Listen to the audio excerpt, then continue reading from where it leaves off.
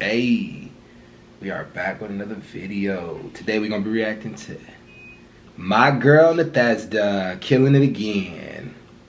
Let's go. So I define feminism Okay, how you define it? as being a movement towards egalitarianism or equity. Okay, with the stated goal of diminishing and eventually destroying patriarchal systems. Sure. She says, sure, the social, economic, political advancement of both the sexes is feminism. So everything that's advancing both the sexes, doesn't matter how that happens, just as long as it advances both the sexes. That seems to be fairly historically accurate and modernly accurate. Yes. The movement towards equity, goal of eliminating patriarchal systems? Yes. Okay, I'll take it. Okay, so when I say the word going forward enforcer, what I mean by that word is people who utilize inside of society some form of force or in order to either execute laws, right, or keep people safe in some capacity. That would be an enforcer, okay? So my argument here is that men ultimately are the enforcement arm of everybody's rights, including other men's, and that women always have to appeal to other men, and so they can't actually get rid of the patriarchy, but must instead comply with the patriarchy. Okay.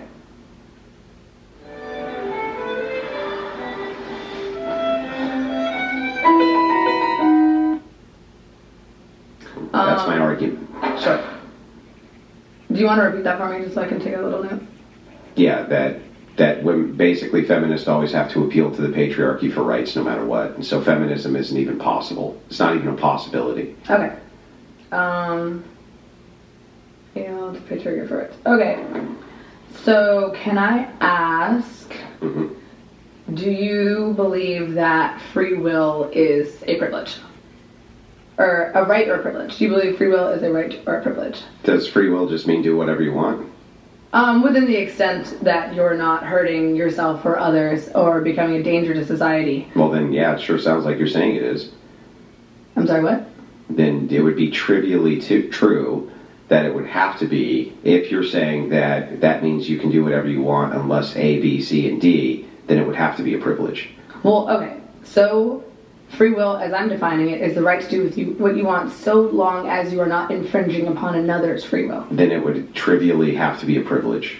It would have to be a privilege. Like, by that logic, there would be no way around it. It would have to be a privilege. Why would it have to be a privilege? Well, because the second you do infringe on someone's whatever, right? Yeah. Do you have free will?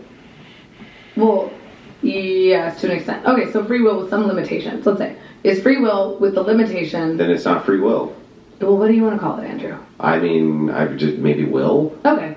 Do you think that human will is a right or a privilege?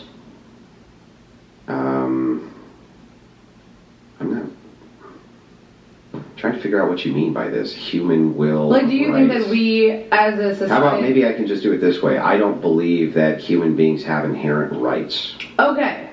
Thank you. There we go. Human beings have no inherent rights.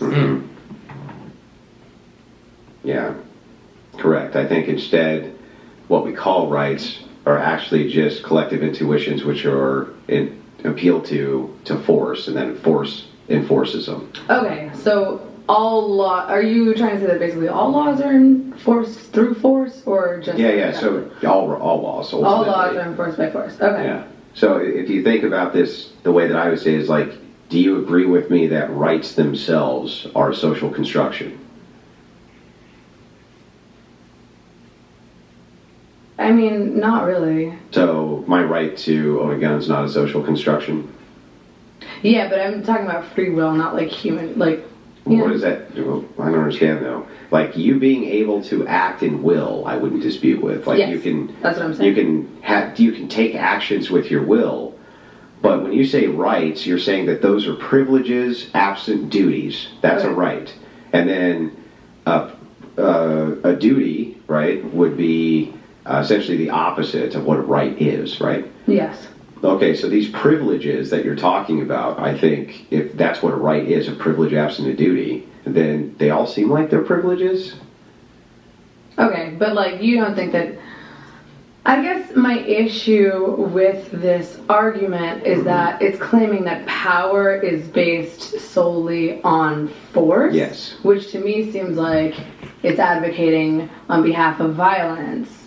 I mean, in order to enforce and maintain. Well, yeah, power. that's what force would be. Raw force would be violence. Okay. So that's what it does. Like we advocate that police be able to use violence in order to enforce laws, right? But we would prefer that they avoid it, right? Yeah, like but ultimately, what makes people comply? The threat of violence, right? But there are other ways to get people to comply, no? Yeah, but what if they don't? Well, I mean, yes, but I feel like that's a bit of an extreme. Like, no, it's not a bit of an extreme that people don't comply. But how does the president have power? He can't threaten violence against That's all he does. Member. He is the commander-in-chief of the United States military. But he can't threaten and... So basically, you believe that we function in a society solely because if we don't, we will be... The president doesn't throw force on everybody. He negotiates. He negotiates with Congress. He negotiates with the rest of the world. He's a negotiator. That's what the president is. He can use force, but he's most of the time a negotiator. Come on now, dude. You gotta be kidding me. Violently hurt by the military. What? No. I believe that all of your privileges... You notice how everybody that comes up here never seems to understand his arguments, and he has to keep constantly explaining his arguments to people. It's not that the people that are coming up are stupid. It's that he can't explain it in a direction where people can understand it. That means that his arguments don't have any logic to them at all. If a bunch of smart people are coming up here like, are you saying this? And he's all, no, I'm not. Are you saying this? No, I'm not. It's like, then, dude, you're not really making a good point of an argument. Is that you have in society that you're calling rights only actually exist because of force, the idea of force and force doctrine, and that is basically 100% men who provide that. Okay, so you're kind of giving this, like, might makes right argument. Just makes, not makes right. So just might is right? No, just makes, not makes right. Right would be a prescriptive ought claim for morality. I'm making a descriptive claim, which is that descriptively might makes. So do you not believe that violence is immoral? Of course not. Depends on the circumstance. You generally just don't believe that violence is immoral? It depends on the circumstance. I mean, violence in an attempt to control others and use... Again, that depends on the circumstance. I think there's plenty of times where you and I would agree that using violence to control others is totally acceptable. I feel like violence is necessary in self-defense. No, you don't. You think that violence is completely acceptable to control prison inmates, probably to execute certain laws and search warrants, to do all sorts of things. Violence is necessary. Again, those are both actions in self-defense or defense of others. Stupid. I'm done spending an obscene amount of money on takeout every done. I'm getting back on track with factor. Fresh? Nope. How is that? If two inmates are fighting, when you're saying trying using to break up that fight, so violence to locking them up as a defense against society, like locking them up in a cell is a defense for society against a criminal that's violent. Period. Violence to control others, right? But it would be in defense of others. Yeah, but it's still to control others. It's in defense of others. Okay, what if those people, like inmates, don't want to be defended? So that's what we're talking about. Well, I mean, if someone is beating another person to death, I'm sure that the person it's mutual combat. They both want to do it. The guards then go and break it up. They're definitely using this guy's boring. Control, not die, but fight. Okay, but if someone is beating someone else to death, and you are but that's not. You see how you negate the claim, so you move to the next claim. Can two people be fighting and then you use violence to break that up? Yes. Okay, great. So then you can use violence to control people, and it's perfectly acceptable. It's not acceptable though, because it's the reason it's acceptable is because it's in defense of another person. But no, get to the point. Can you use violence to control people who don't want to be controlled by certain things that don't harm anybody else? So something like, for example, abortion. Like, I don't care what you guys say. Like, that should be between the mother and her body, not between anybody else. Something like the right to drink or the right to smoke weed or anything like that.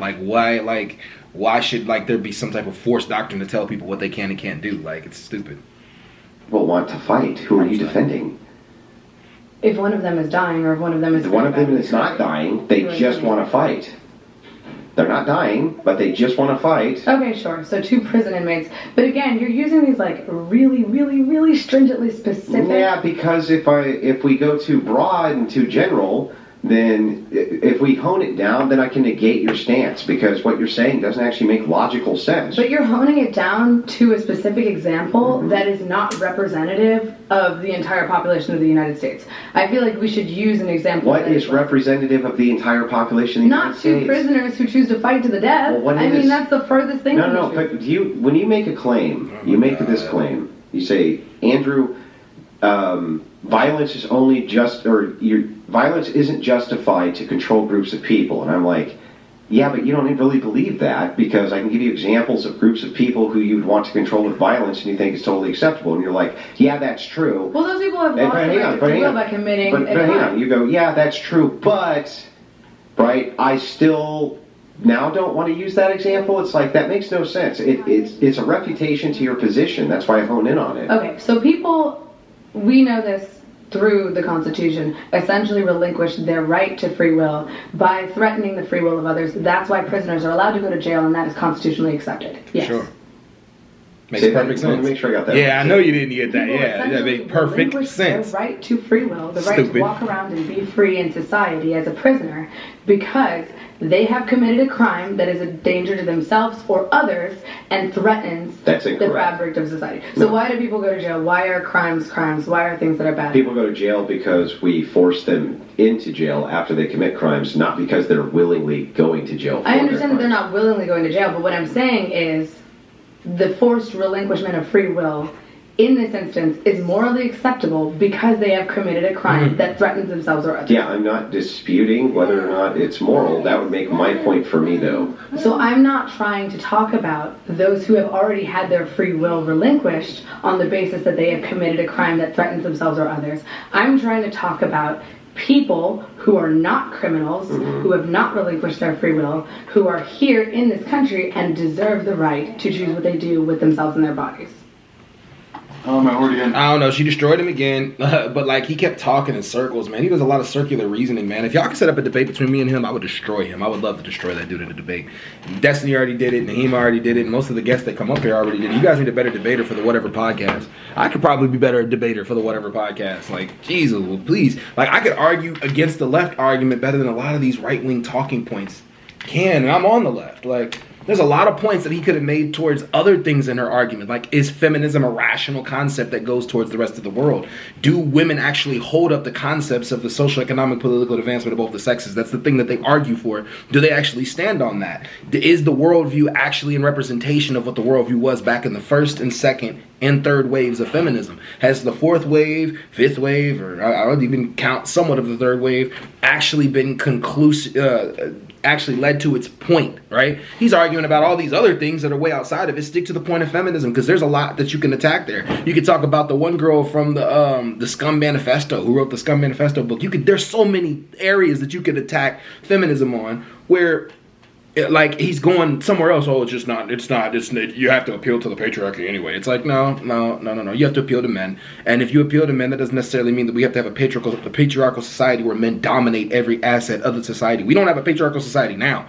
The only patriarchal societies that still exist are in the Middle East. They don't exist here now. That's the point. Like, so he could have made so many arguments. Like, wait a minute, like feminism isn't even an ideology of today. He could have made this argument. I'm not saying that they couldn't chop it down, but feminism isn't a concept that you could use today because we're leading towards egalitarian societies. The only point we don't have that's egalitarian right now is classes. Classes still exist, but the majority of society is somewhat fair to everybody in society. You can't discriminate on a woman. You can't discriminate on somebody black. So many arguments he could have made, man. And he's over here talking about we got to use force doctrine. You're proving her point with your argument of force doctrine. You're proving her point when you talk about appealing to males.